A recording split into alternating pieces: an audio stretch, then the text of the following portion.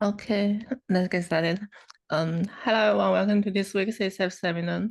Today we are delighted to have Fengzhuo Zhang, soon to be a postdoc at Yale University. Joining us today to talk about his recent work, Muon outperforms ADN in tail and associative memory learning.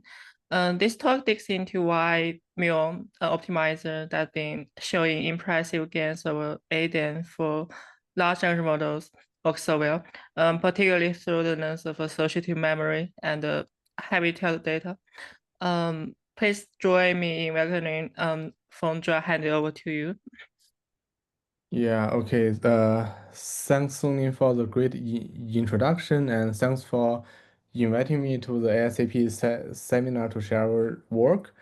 So it's my first time to present this work. So if you have any question, please interrupt me and raise the question. So I'm going to share our work named the Muon Outperforms item in tail end associated memory learning, and this is joint work with my collaborators from the National University of Singapore, University of Minnesota, CI Lab, and the Yale University. So in our work, we would like to solve the problem that why and how Muon optimize LLM faster than IDEM. And our main conclusion is that the Muon is more aligned with the associated memory structure in the LLM. And we would like to support such conclusion from three key main findings. The first is that we are trying to find the main contributor to the Muon's faster convergence. And we show that the Muon is most effective when we are trying to use it to optimize the VO parameters and feed-forward layers. And then we found that the existing papers are trying to interpret the VO parameters and the feed-forward layers as associative memory parameters. So then we are trying to think such problem from the view of the associative memory. And then we shown that the parameter learned by the Muon is always more isotropic than the parameter learned by Adam. And then we show that when we are trying to train the LM on the heavy tail problem, we can see that the Muon will learn the tail classes much better than the Adam does. And then I will start from the background of the work. And so here I would like to briefly introduce the main idea of the Adam and the Muon. So here the main idea of the item is that it will treat the matrix parameters in the LLM as a vector parameter. And the main procedure of the item has two procedures. In the first procedure, the item will estimate the first and the second moment of the gradient of the parameters. So such procedure is achieved by the so-called momentum. And then in the second procedure, item will update the LM parameters with the normalized gradient. And the main idea of such normalization in item is that it will normalize the gradient in an element-wise way using the second momentum estimate. So the main intuition for the item is that it is trying to learn the parameters of the LM with the element-wise normalized gradients. And here is the main procedures for the Muon.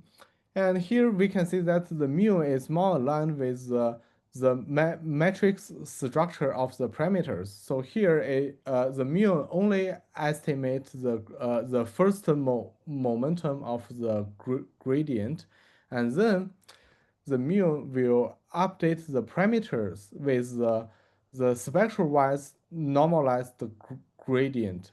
So here, by the word spectral-wise normalization, we mean that we are just trying to first calculate the singular value decomposition of the gradient, and then we just normalize all the non-zero singular value to 1, and then we just update the parameters with this newly calculated gradient.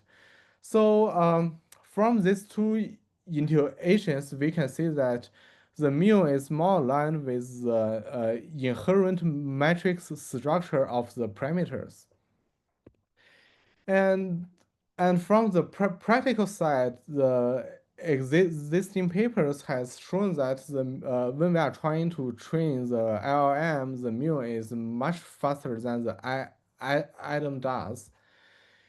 And so here from these two results from the Killer Jordan and Kami, we can see that the mu nearly solve half of the computation compared to the item does. But we are not clear why and how the mu is much faster than the item. So in our work, we are trying to answer such problem. And then I would like to start from our empirical findings. And here I would like to start from the practical implementation of the Muon. So here I just present this five line practical implementation of the Muon. So the main idea of this practical implementation of the mu is that we will not apply the mu on all the parameters of the LLM. And the thing we are gonna do is that we will use item on the token embedding parameters, large language model head parameters, and on all the one-dimensional parameters. So such practical implementation procedures just implies that the mu update procedure is not suitable for all the parameters in the LLM.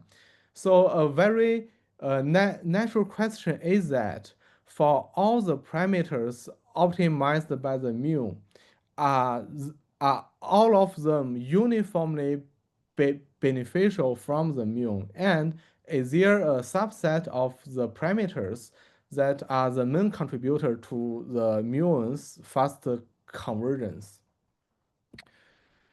So then we are trying to answer such a question, and we design two settings to do so. And the first is called this independent setting here. And in this independent setting, we are just trying to decompose all the parameters in the LM into some subclasses. So here, for the parameters in the self-attention, we decompose them into the QKVO parameters. And from the parameters, and for the parameters in the feed-forward layer, we just decompose it into in-out gate parameters. And in this independent setting, we are using the mu on each kind of the parameters individually. It means that only such kind of the parameters is optimized by the mu in the whole LLM. And all the remaining parameters are just optimized by the item.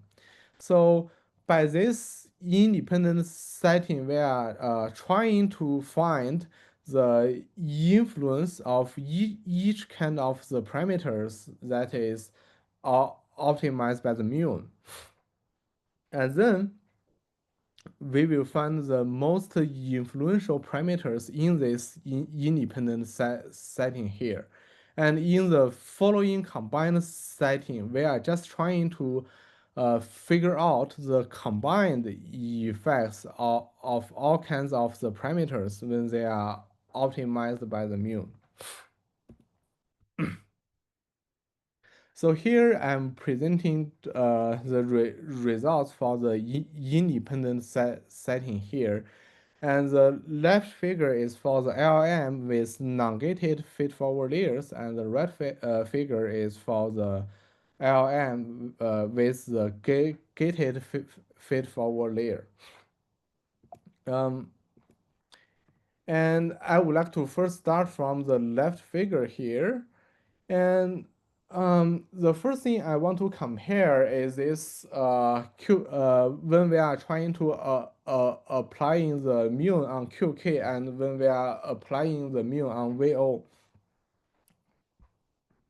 And here the results shows that in this line and this line, we can see that when we are applying the Muon on QK and VO separately, the parameter VO is much important than the parameter QK.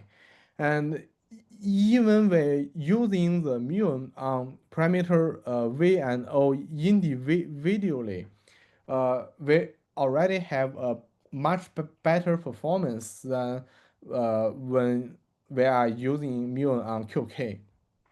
So inside the self-attention, we can reach the conclusion that the parameter VO are much more important than the parameter QK when we are applying the Muon on them.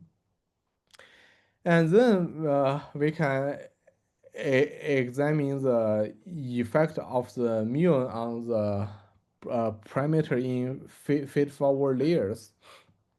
So here we can see that for both the in parameter and the out parameter in feed-forward layer, using Muon individually on them will have a non-trivial acceleration in the convergence rate. So in the LLM with a non-gated feed-forward layer, we can reach the conclusion that in the self-attention, the VO is much more important than the parameter QK, and all the parameters in the feed-forward layer is important for the Muon's fast convergence. And then I will review the result for the LLM with the gated feed-forward layer. So here we still start from the comparison between the QK and VO. So here we can see that the same conclusion holds for the LLM with the gated feed-forward layers, which means that the parameter VO is much more important by the parameter QK. And for the feed-forward layers in the gated version, we will have three kinds of the parameters, which means the in parameter, the gate parameter, and the out parameter. And I think they correspond to these three lengths, and then we can say that applying Muon on them all induce non-trivial improvement in the convergence rate. So for our independent setting here, we can reach the conclusion that in both LLMs with non-gated and the gated version of the feed-forward layer, the parameter VO is much more important by the parameter QK, and all the parameters in the feed-forward layers will contribute to the Muon's faster convergence. So then in the combined setting here, we will start from the combination of the previous influential parameters, which means that we will start from the combination of all the VO parameters and all the parameters in the feed-forward layers. So here we can see that this corresponding to these lines. And here we can see that we nearly have retrieval the convergence rate of the full Muon. And here I would like to note that we can see that there is a small gap uh, between the line of using Muon on VO and the feed forward layer and the full Muon. Here, the truth is that we do not deliberately tune the learning rate when we are applying the Muon on the VO and feed-forward layer, and we directly use the best learning rate from the full Muon. So we guess that such gap could be further eliminated by finding the best learning rate when we are only applying Muon on VO and feed-forward layers. So, so then what we are gonna to do is to verify the importance of each component in the combination of the VO and the feed-forward layers. It means that we are trying to remove uh, each component from the set of the parameters optimized by the Muon. So for example, in these two settings, we separately remove the out parameters and remove the in parameters from the set of the parameters optimized by the Muon. And here we can see that both of them compared with the combination of the veil and feed-forward layer, there is an obvious performance drop in it. So it means that each component in the combination of the veil and feed-forward layer is important for the full Muon. And here we can see that maybe removing the parameter way is not important for the full Muon convergence rate. And I would like to say that this is only the conclusion for the LM with the non-gated feed-forward layers. So then I will move to the LM with the gated feed-forward layer. So we just follow the same main idea. It means that we want to remove each component in the set of the veil parameters and the parameters in the feed-forward layers. So again, we can see that all the parameters in the feed-forward layer is important for the full Muon's convergence. And then for the for the importance of VO parameters separately, we can see that in this LM with gated feed-forward layers, removing either V parameter or O parameter will lead to a non-trivial degradation of the Muon's fast convergence. And so then I would like to summarize the results from this combined setting as that we see that when we are trying to apply mu only on the veil parameters and the feed-forward layers, we nearly retrieve the faster convergence of the full Muon. And within the parameters of VO, the parameter O is much more influential than the parameter V, which means that this dot line is much slower than this line. Okay. So so from this observation one, we would like to reach the conclusion that the mu is most effective when we use it to optimize the parameter VO in the self-attention and the feed-forward layer parameters. And in particularly, when we only use mu on VO and feed-forward layer, we can nearly recover the convergence rate of the full Muon. So uh, gi- given this observation, a very natural question is that why Muon is effective in optimizing the view parameters and the feed-forward layers, and what structural feature of the LLM alone Muon to optimize this component more effectively.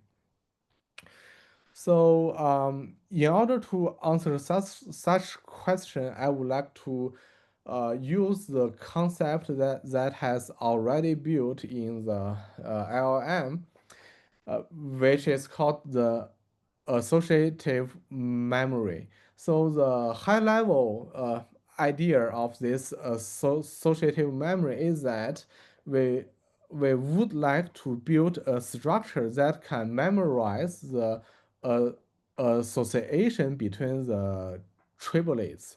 So in the whole paper, we will focus on the so-called linear associative memory. Uh, Inside this linear associative memory, what we are going to do is that we want to store the association between the pair of the subject and relation and the object. So what the linear associative memory is trying to do is that it first embeds the pair of the subject and the relation to a vector ES. And such vector is also called the K vector. And then it will also embed the object to an vector EO, and such vector is called the value vector here. And an example of the triplet between the SRO is that here the subject S can be the United Nations headquarters and R can be the location relationship and the object O can be the NYC. So then I will show you how the linear associative memory can build a structure that stores the association between the k vectors and value vectors. So why we called an associative memory as linear? The word linear means that we are trying to multiply the associated memory W with the K vector here, and we want the product between them to approximately be the value vector we want. If we assume that these k vectors and value vectors for different associations are all orthogonal, then we can explicitly construct a linear associative memory as the sum of the outer product between the k vectors and the value vectors here. And then I will give you an example here. We assume that we want to store the fact that the grass is green and the sky is blue. So here we have two associations to store. Then we will do this in the two-dimension space. So here the first thing we are gonna to do is that we just embed the word grass and the word sky into two orthogonal vectors, which is 1, 0, 1, 0 and 0, 1 here. And then we will also embed the word green and blue to the orthogonal vectors 0, 1 and 1, 0 here. And then the constructed linear associative memory will be the sum of the outer product between them. And so here we can see that the constructed linear associative memory is just an identity matrix. And when we are using this linear associative memory to retrieve the correlation between the facts, we just need to multiply this constructed linear associative memory with the k vectors here. And then the result will be the value vectors we want. So here is the main idea of the so-called the linear associative memory. And the previous paper have shown that the parameter VO and all the feed-forward layers will behave as a linear associative memory. It means that we can model the behavior of all of these parameters as such form, which is the sum of the outer products. So then the question we want to answer is that why the Muon optimizer is effective when optimizing such outer product structure. So here I just want to compare the expression of the Muon with this linear associative memory structure. We can see that what the Muon do is that it first decomposes the gradient into the sum of the outer product, and each outer product is between the orthonormal vectors, and such requirement is satisfied by the singular value decomposition. And what the Muon does is just normalize all the non-zero singular values to 1. So when we are using the Muon to optimize such linear associative memories, we are just trying to learn all the orthogonal facts in a uniform way. So here the uniform means that we learn them with the same pace and all the amplitude. And so here is the main intuition for all the remaining experiments. So if such intuition is correct, then it means that if we view such intuition from the parameter level, then we expect to see that the parameters learned by Muon will have a more isotropic spectrum than the atom does, since it will learn the facts in a more uniform way. And if we are trying to verify such intuition from an end-to-end view, it means that we want to end-to-end verify that all the knowledge are learned in a more uniform way. Then what we are going to do is that we consider the training data set that has different associations with different frequencies, and we expect that the Muon will learn the all facts with a more balanced way than the atom does. Okay, and then I will start from the isotropic spectral implementation.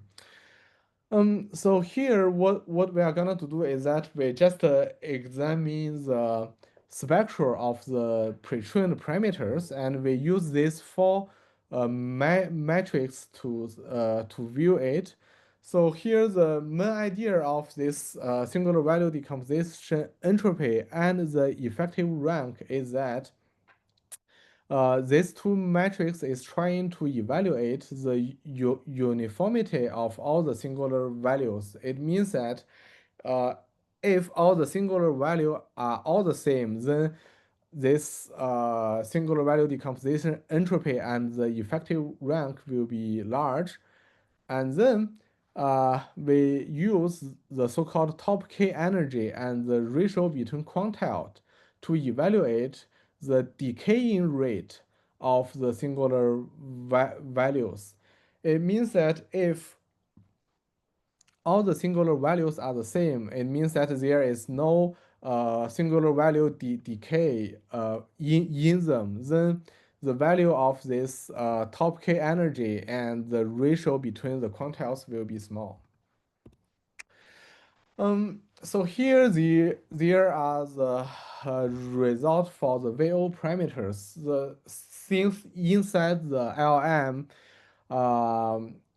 in the forward process, we just multiply parameter V and parameter O. So here, when we are trying to examine their spectrum, we also consider the product between them.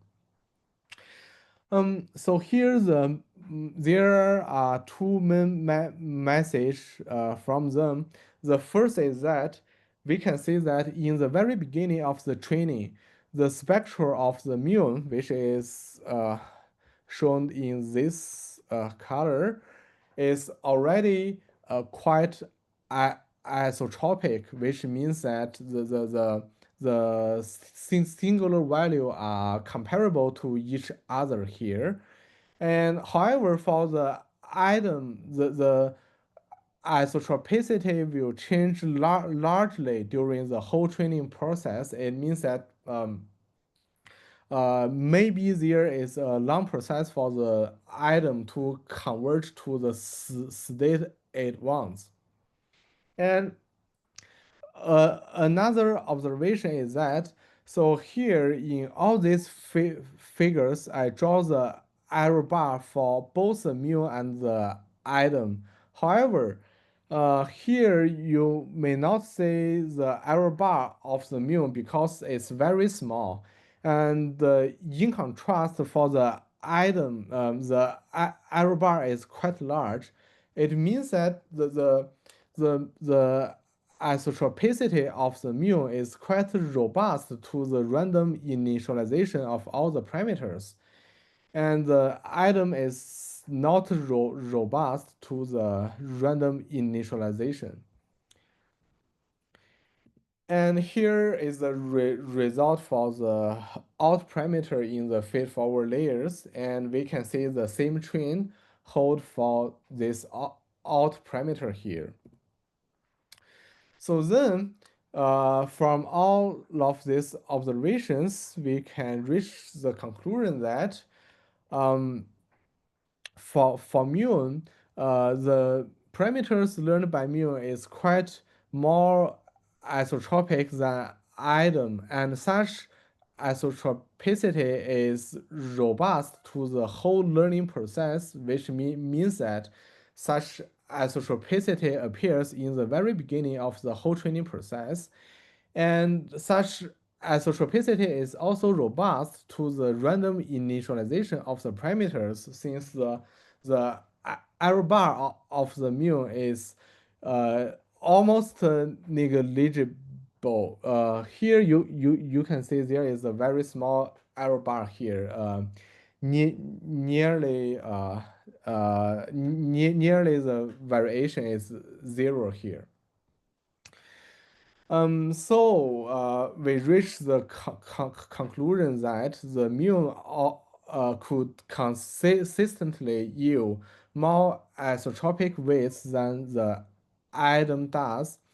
And here the word consistently means that the isotropicity of the mu is robust to the whole learning process and the random initialization of the LM parameters.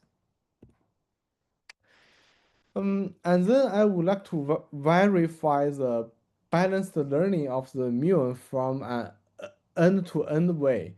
So the main idea of the experiment is that we would like to consider the heavy-tailed training data for the Muon, and we expect that the Muon will have a much smaller gap between the learning performance for all the facts with different frequencies than item does.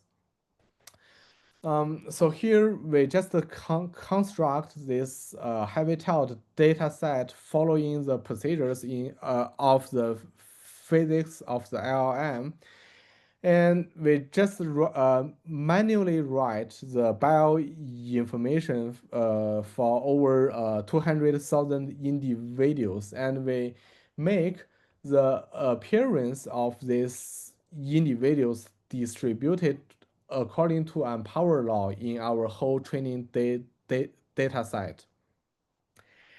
And also we follow the physics of the LLM to use the first token accuracy as our performance metric.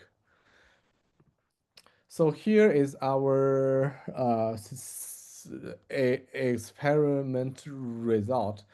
And there are two main observations. We just compare the performance between the Muon item and the stochastic gradient descent. So here we can see that at the head class, which is shown in the blue line here, it means that such class is the most frequent class in the whole training data set. We can see that the Muon item and even the stochastic gradient descent share the same performance on this head class. And then for the tail class, which is shown by the yellow line here, we can see that the Muon has much more better performance than the item, and the item is in turn has much more better performance than the stochastic gradient descent. And another observation is that we can see that the error bar for the Muon is much smaller than the error bar of the item, which is also consistent with our previous observation. And then you can see that we also test the Muon's performance when we are only optimizing the VO parameters and the feed-forward layers with the Muon. And here we can see that when we're only using the Muon on VO and feed-forward layers, we nearly recover the performance of the full Muon in the tail class. And when we only use the Muon on the QK parameters, however, the performance is not much better than the item optimizer does. Indeed, they are very close. So for this experiment, we would like to reach the conclusion that when the training data set is heavy-tailed, we can see that the Muon and the item will share the similar performance on the high classes, and the Muon could substantially improve the learning performance on the tail classes, which means that the performance gap between the head and tail classes for Muon is much smaller than that of the item.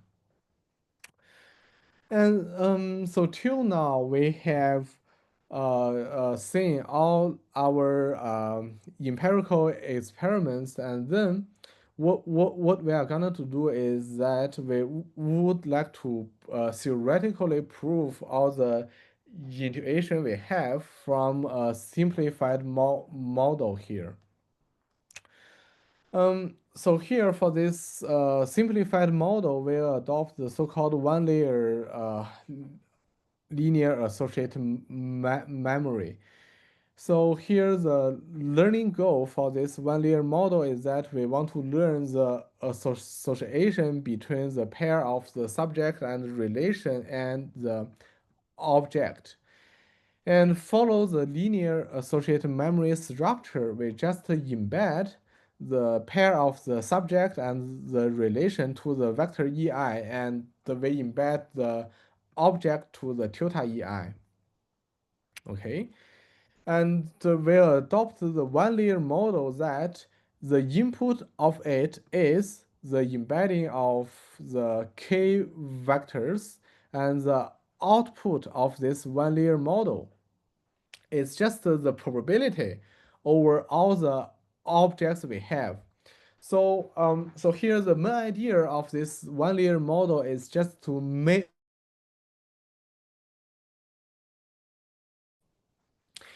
And the role of this input for it is trying to mimic the role of the token embedding and the hidden state in the LLM. Makes the role of the language model head in LLM. And then we are gonna to train such one layer model with the cross entropy loss. And here the probability pk is just the frequency or the probability of the case association we want to learn. Okay, and we would like to make two assumptions to simplify our theoretical results and capture the main idea. So here, the first assumption is that we would like to simplify that the imbalance in the data frequency can be captured by two kinds of the associations.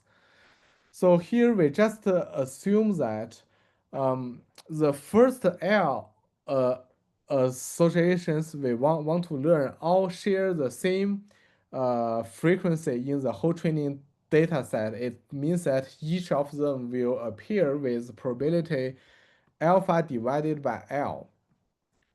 And for the remaining group, we assume that the remaining k minus L association share the same probability, which is 1 minus alpha divided by k minus L. So in order to evaluate the imbalance under this assumption, we define the ratio beta as L divided by K. So here we can see that when the value of the alpha is equal to the value of the beta, it means that the whole training data set is perfectly balanced. It means that each one of the association we want to learn will appear with the same probability. And then when the value of either alpha or beta is much smaller than the remaining one, we can see that the whole training data set is very imbalanced. It means that the appearance probability of the association we want to learn will be very different. And then we would like to assume that the embeddings E and E tilde are also normal. So the main idea of this orthonormal assumption is that we want to make the embeddings themselves are balanced. For example, if the impedance E and E tilde are not normalized, then such normalization difference will present as another source of the imbalance for the whole learning process, and such imbalance will couple with the data frequency imbalance. So to capture the main idea, we will just assume that these two embeddings are also normal. Okay, and then we consider three optimizers here. The first is the vanilla gradient descent, and the second is the sine gradient descent. And this sine gradient descent just takes the sign of the gradient to update the parameters, and it corresponds to the item with the when we set the value of the beta 1 and beta 2 to 0. And for the muon, we also turn off the momentum by setting the value of the mu as 0 here. So the remaining thing is to capture the difference between the mu and the item. So here we recall the main intuition we have. The main idea of the mu is that we want to update the parameters with the spectral-wise normalized gradient. And for the item, we just update the parameters with the element-wise uh, normalized gradient. So in our one-layer model, we want to distinguish between this spectral-wise normalization and this element-wise normalization. So the thing we achieve to distinguish is we consider two sets of the embeddings. The first kind of the embedding is called the support decoupled embeddings. It means that the set of the non-zero elements in the embeddings are disjoint. For example, we can use the one-hot basis for that. So the main idea for this support decoupled embedding is that in such case, the spectral-wise normalization on the gradient will be largely same as the element-wise normalization on the gradient. So in this support decoupled embedding, we will expect that the item will share the same performance as the muon. And the other setting is so-called the support coupled embeddings. It means that the support of the non-zero elements in the embeddings may overlap. And then we would expect that the muon will have the worst performance than the item will have the worst performance than the muon does. Since the spectral-wise normalization is more aligned to the linear associative memory in such embeddings. Okay, and we also consider two settings for all the optimizers, and the one-step optimization means that we only apply one optimization step with various step size, and the multi-step optimization means that we implement the optimizers for multiple steps with the fixed step size. So here, in order to capture the imbalance learning between the associations, we just consider the quantity so-called the delta W, which is the maximal difference between the correct probability for all the associations we want to learn. And here is the results we get. And here the first observation is that no matter we use the support decoupled also support coupled embeddings, the gradient descent will have the exactly same performance. And here we can see that the learning of this gradient descent is quite imbalanced because its imbalance metric is quite high. And we can see that such imbalance only depends on the data imbalance and will not depends on which kind of embedding we use. And for the muon, we can see that these two lines in either decoupled and coupled embeddings, the muon will also have the very near performance, and the learning process of the muon is quite balanced because this imbalance matrix is quite small. And however, for the sign gradient descent we consider, the performance of this sign gradient descent heavily depends on the which embedding we are used. So when we are using the support decoupled embedding, then we can say that the performance of this sign GD is nearly comparable to the muon. And however, when we use the support coupled embeddings, the performance of the item is quite bad. And so then I'm just trying to show such intuition with the theory. And here I only present the informal statement of our theory. So we can just show that during the whole training process, the Muon's gradient is nearly isotropic, and such nearly isotropic gradient for all the association we want to learn makes the imbalance across the class very small. So um, here the value k is equal to the number of classes we want to learn, and it's also the dimension we are learning with. So here we can see that in our real LLM, which means that we are consider a high dimensional problem, the value of the k will be very large. Then we can see that the mu is very balanced across all the association we want to learn.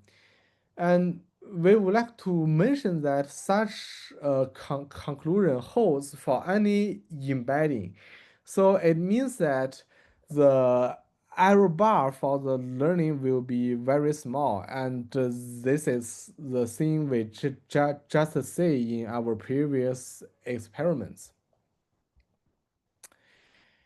And for the gradient descent, we show that the imbalance of the gradient descent only depends on the uh, data imbalance we have. And when the dimension of the problem is quite large, which means that the k is large, and then this term will be very small. Then it means that the imbalance of the gradient descent is near to 1 minus epsilon. It itself is very close to 1. So this proves that in our previous experiments, the imbalance of the gradient descent is quite bad.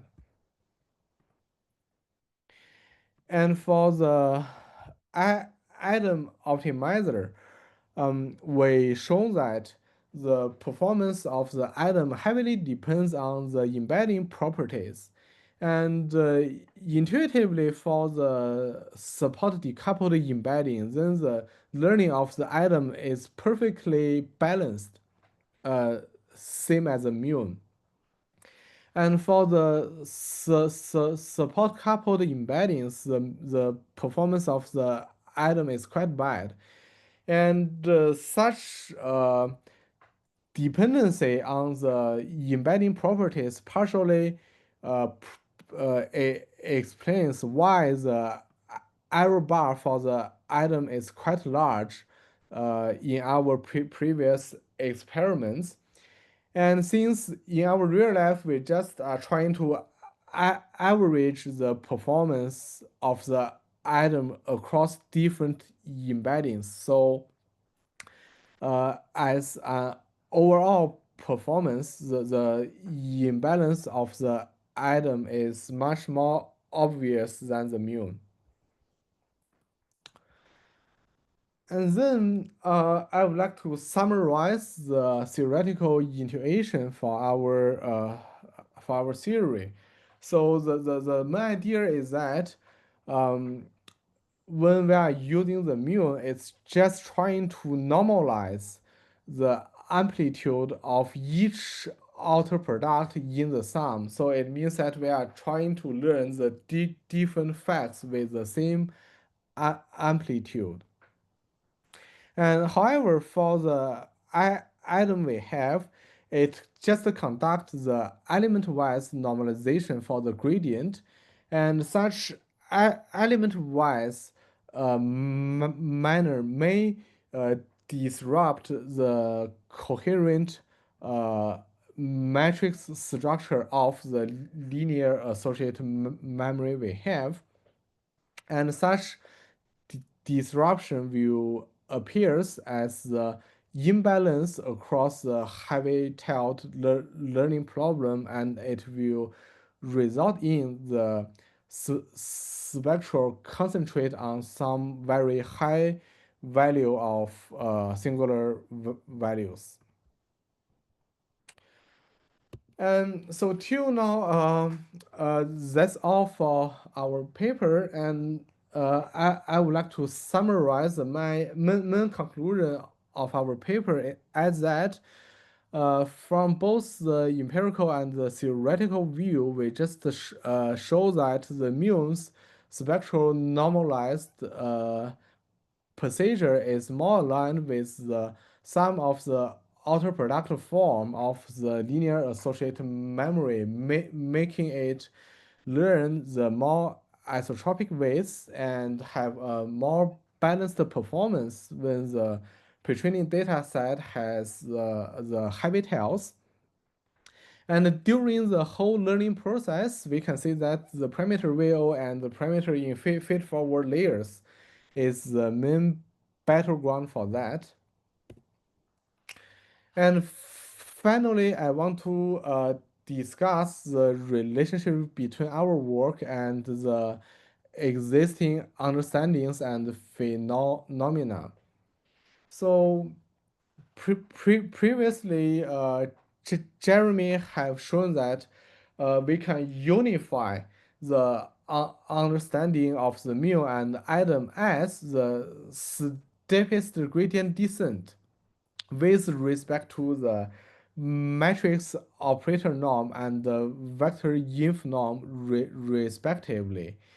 And their work focus on the common property between the mu and the atom instead of trying to explain why we should choose the matrix operator norm instead of the vector norm when we are trying to train LLMs. So I think our work provides one way to explain why in the LLM the steepest gradient descent with respect to the matrix operator norm is better than that of the vector norm.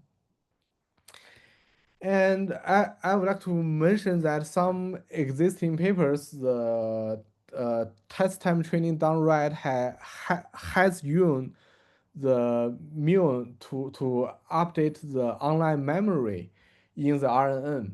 So here I would like to say that till now in our work, we only talk about the inherent linear associative memory of the LLM, and we do not touch the human constructed memory structure. And I would like to say that this paper is trying to use the Muon to online update the human constructed memory in RNNs.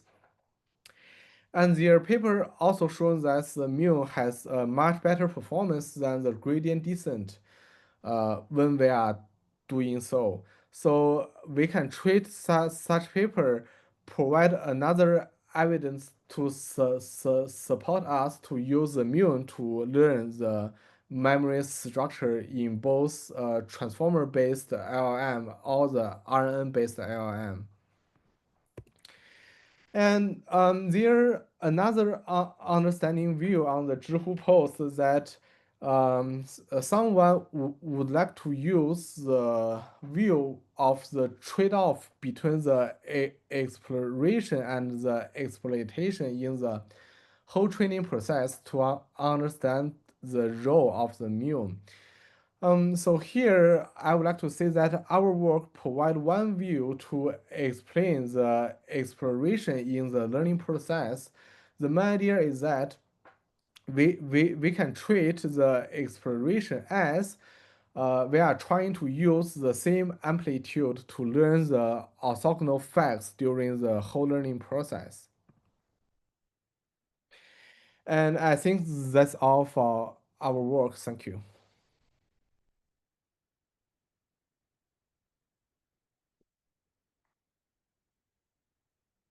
And if you have any questions, I will be happy to discuss with you.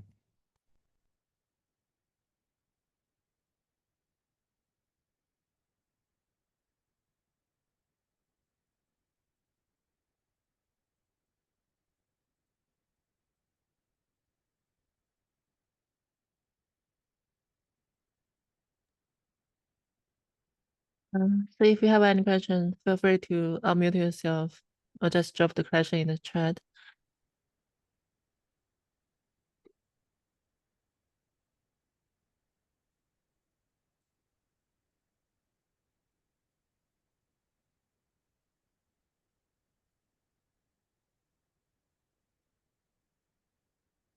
We have a question in the Yeah. chat. Do you have more intuition why the output projection is more important than the Pattern value value projection projection. when using? Yeah. I do not have a specific experiment to explain why, but I think the main intuition is that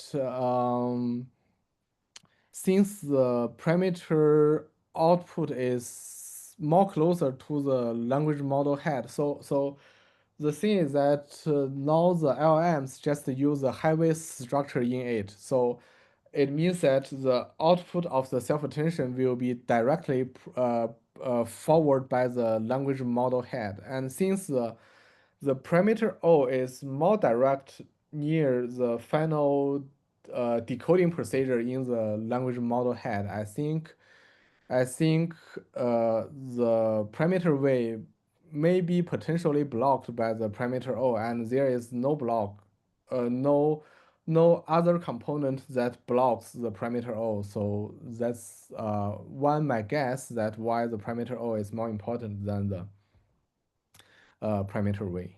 Yeah.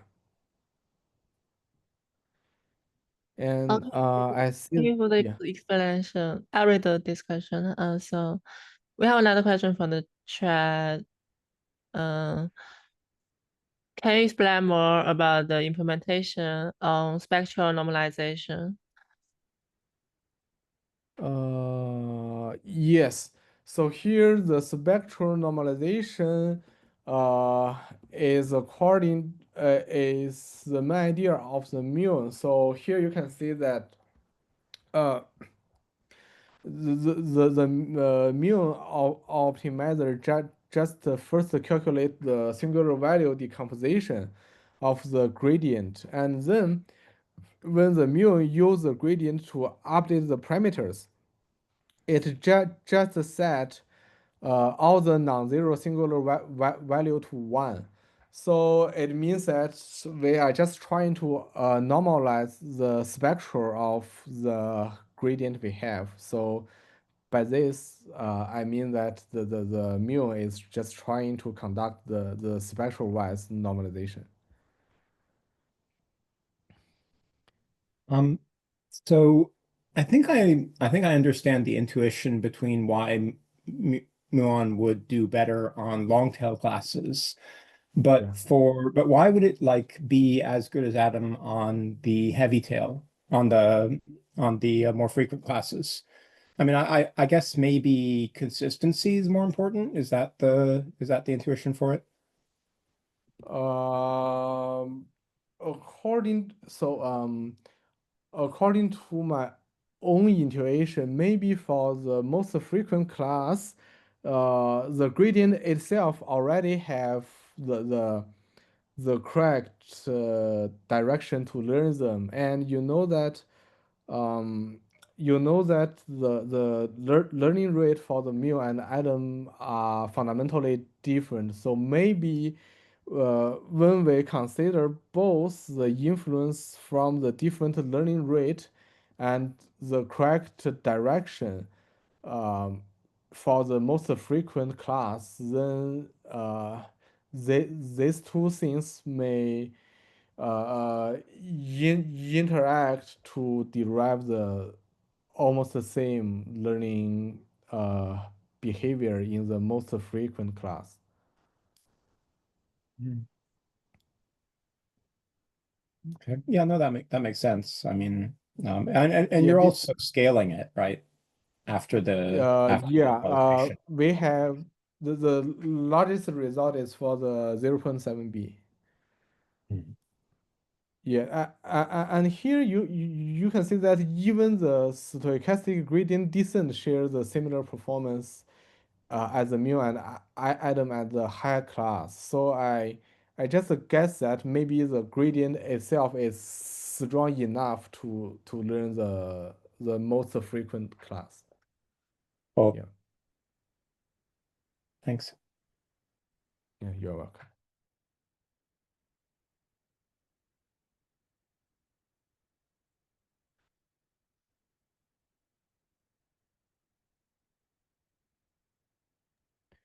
There's a question about low pass filter in the chat. Yeah. Let me see. Oh, why I cannot see the chat? Huh. Let me read the Uh, question.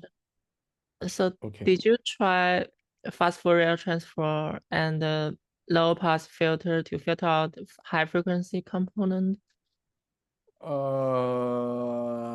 I'm not very sure about where we should use the fast Fourier transform to fill. You mean the data set or the parameter itself? I'm not very sure about where we should use this Fourier transform. Okay, so I think you say that you use a spectral normalization. So I was wondering, but how you implement it that you just remove all the zero value, right? But what is the Uh, difference between low rank and for low rank definition?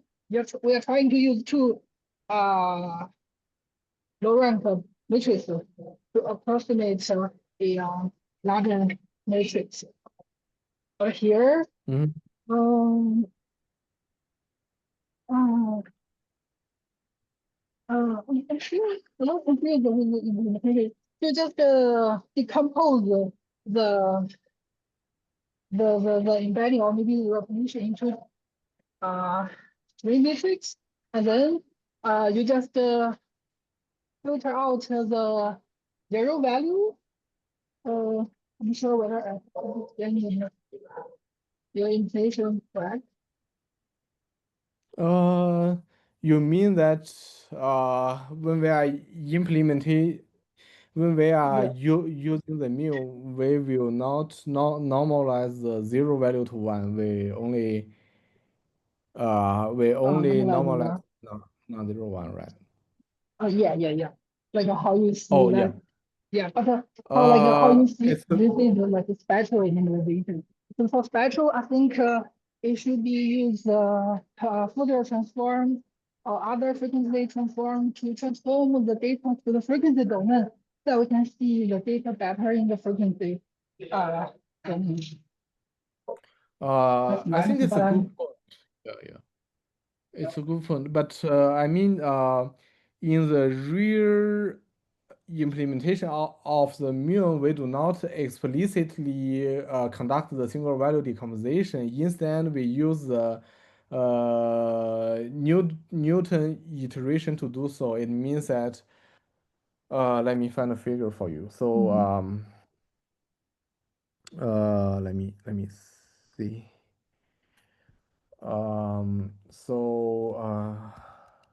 We do not directly conduct the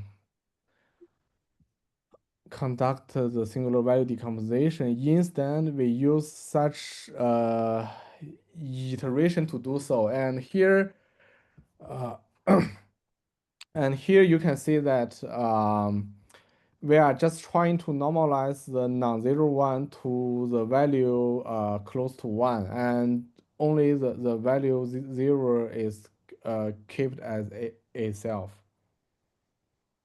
oh, okay. Yeah, I guess maybe that's such implementation is for the efficiency consideration because conducting the single value decomposition is too expensive. Yeah, yeah, yeah. So it's for the FIT. FIT, I think for FIT, the time complexity is also O n log n. That's kind of all. Um, But I'm not sure because when you are say complexity O(n) log n, it means so here the n is the length of the sequence we consider. However, if you are considering using the FFT on the spectra, it means that we need to first either explicitly or implicitly get the spectra and then we use it on it. So maybe the procedure to get the spectra is too complex to use in the real training. Okay. But what if like maybe I can like perform FFT first and then perform the normalization? Like if I transform the data, first I transform the data from time domain to probability domain, and then we perform a normalization on that. Do you think this is equivalent to your implementation or maybe modification? I'm not sure. Intuitively, I think it should be different uh, because even in this three implementation of the Muon, I mean this four lines. So here, I mean in the original block of the Muon, Killer Jordan considered these two kinds of the Muon implementation, and he mentioned that even these two implementation has some difference in performance. So I guess that if we use the FFT, then the performance will be more different than the difference between these two implementations.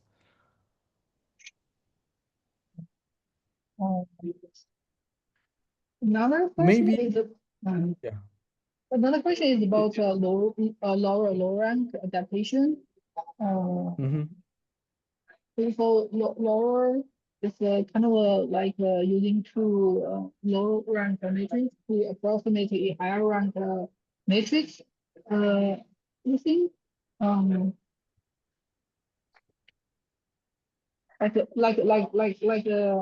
I know your work is more on normalization, but generally, do you think the idea like what is the main difference between these two methods? I think the main intuition between I mean the high level idea of the low rank update and the Muon is quite different because uh even even I think they are in the reverse direction because when we are saying that the low rank update, then it means that if we conduct the singular value decomposition on the update, then it should be low rank, right? And for the Muon, it just normalize the very not very large singular value to nearly one. So it means that the update itself is nearly full rank. So I think the Muon The, is the reverse to the the, low rank. Yeah, um, yeah, oh, oh, thank you. yeah, you're welcome.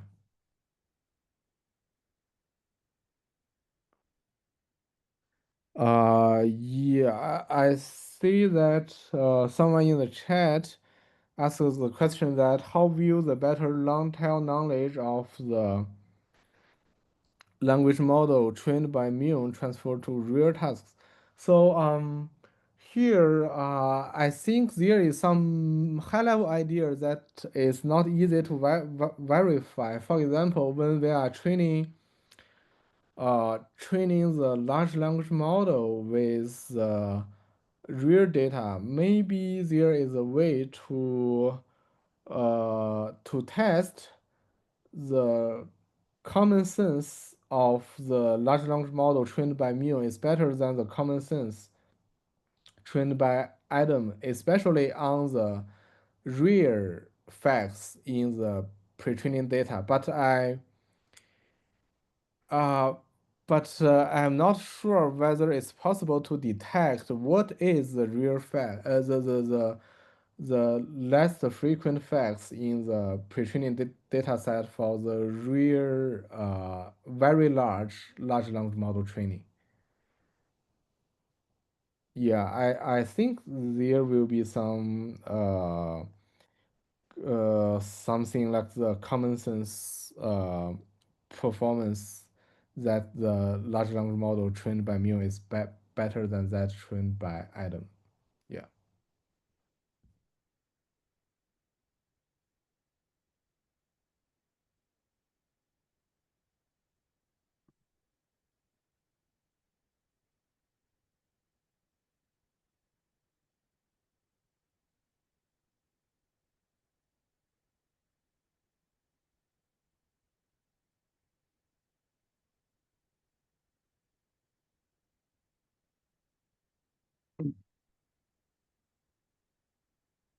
Okay, it seems that we don't have further question.